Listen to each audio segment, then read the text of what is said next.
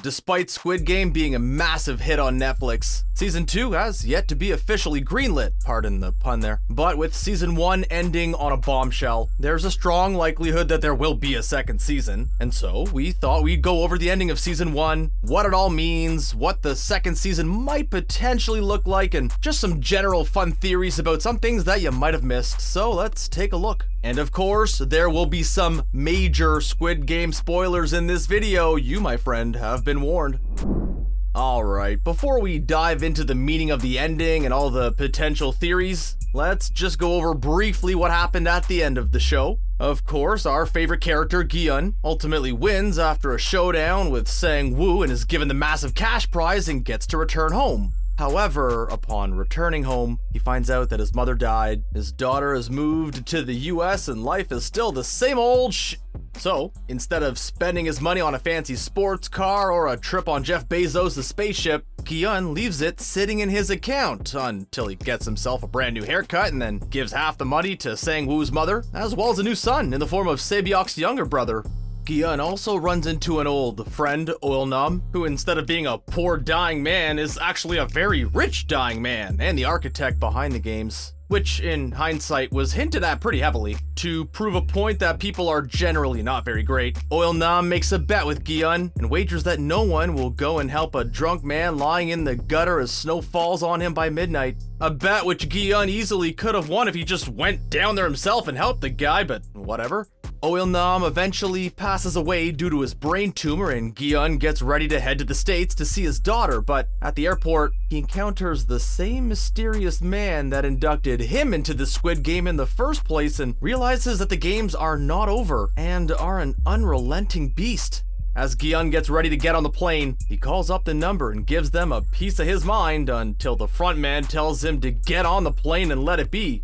However, instead of getting on his flight, Gi-eun neglects his daughter for like the millionth time and walks away from the plane, suggesting that he is going to try and take down the games potentially from within. So that's the ending wrapped up. Now let's talk about what Season 2 might look like.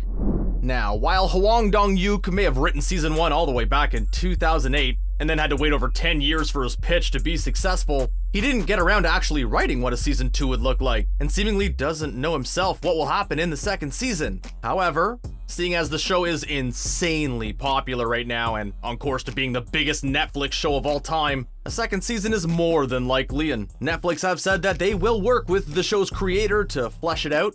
While Hwang Dong-hyuk doesn't have a clear view of what Season 2 will look like, he does have some ideas. In an interview with The Times, he said, quote, "While I was writing Season 1, I thought about the stories that could be in Season 2 if I get to do one. One would be the story of the frontman," end quote. That's the enigmatic character played by Lee Byung-hun, who was a previous winner of the game. This would make a lot of sense, as there's still a lot of plot threads left unresolved in terms of the frontman, and the fact that he killed his own brother could be set out for more development in Season 2. Hwang Dong-hyuk also said that he's thinking of putting more focus on the Korean police in the follow-up season and less on the games, but with Hwang currently working on a movie and other projects right now, we might have to wait a little longer for Season 2 than ultimately we would like. So as we have some time, let's discuss some potential theories for what a second season might look like. Going through the games in its entirety feels unlikely, as it would ultimately be repetitive, so focusing on the police and their bid to stop the games makes more sense. Perhaps they will work with Gi-eun to help stop the games once and for all, and continue the work started by Hwang Jun-ho. Gi-eun may enter as a player once again and try and take the games down from within and turn the other players on the frontman and the VIPs, or maybe he can pose as a guard and work in the shadows to take them down, just like Hwang Jun-ho did.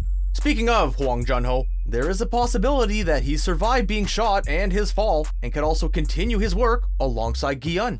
While the real-life odds of surviving are admittedly pretty thin, it would help the plot if he were still alive, and it would not be the first time the show tricked us into thinking a character was dead when they were actually alive. Perhaps Hwang Jun-ho washed up on some island somewhere, or was picked up by a fisherman? One theory suggests that fan favorite Ali is still alive, but I'm not buying that one. And while I loved the character, it would ultimately undercut the emotion and the overall threat that the show creates. Others have suggested that Se-byok's little brother could end up joining the games, and while many have discounted this due to the fact that he's not an adult, there is some credence to this.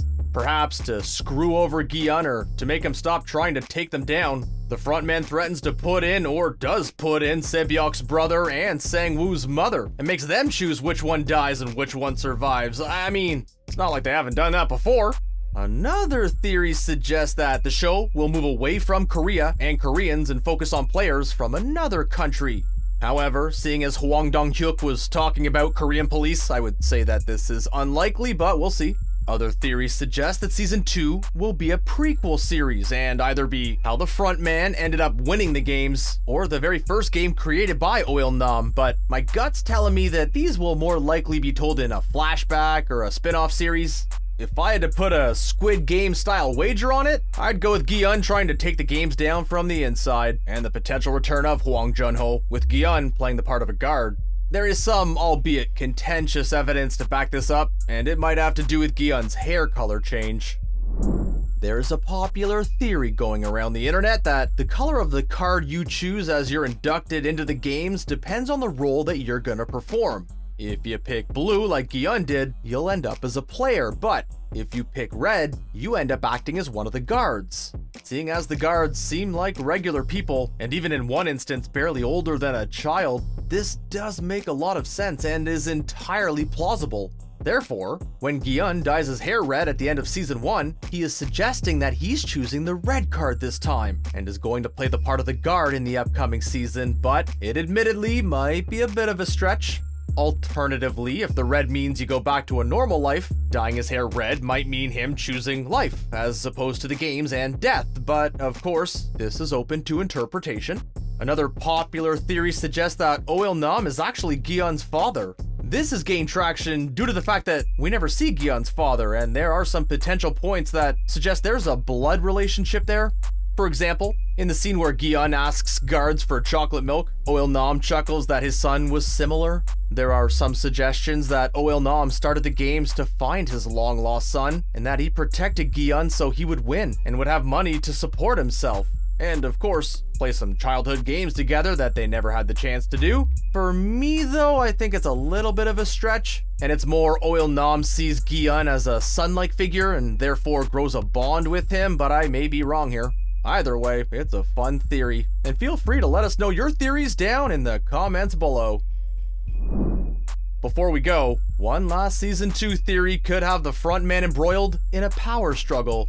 With Oil-nam dead, there is a void at the top, which could lead to a Game of Thrones style battle to lead the games. Perhaps a number of former winners will fight the frontman for that coveted position? Woo, we are gonna have to wait and see.